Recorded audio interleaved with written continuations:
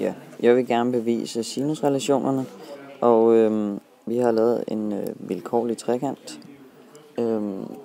og kaldt vinklerne store A, store B, store C, og de modstående sider lille c, lille a og lille b. Og vi kender, for at finde arealet, så skal vi sige en halv gang højde gang grundlinjen, så derfor har jeg delt den op for B's vinkel, så der kommer til at være 2 retvinklede trekanter. Og vi kender vores Sogatora-formel, og fordi det er sinusrelation, så vil vi beskæftige os med sinus.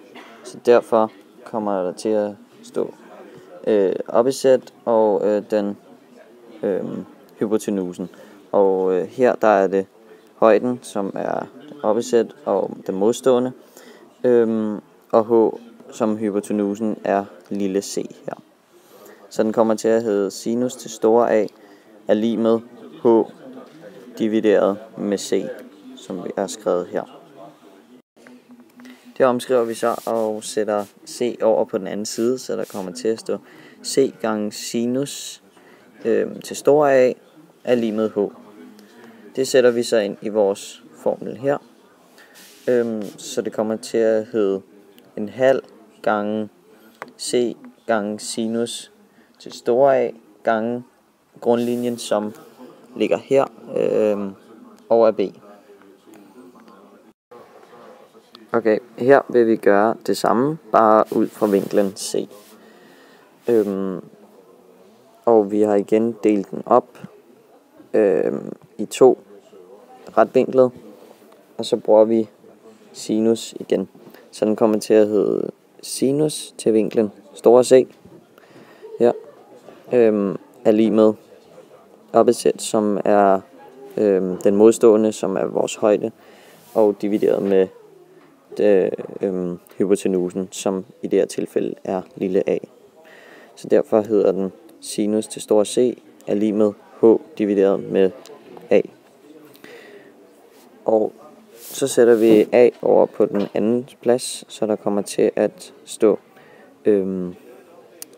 a gange sinus til store C er lig med h.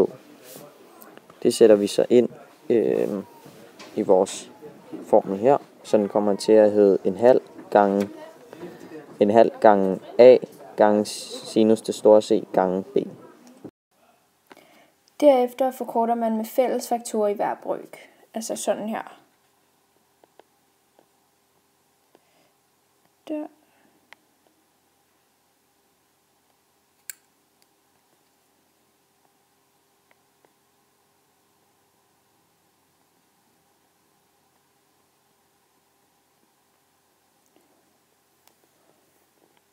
Og sinusrelationerne er derfor sinus store A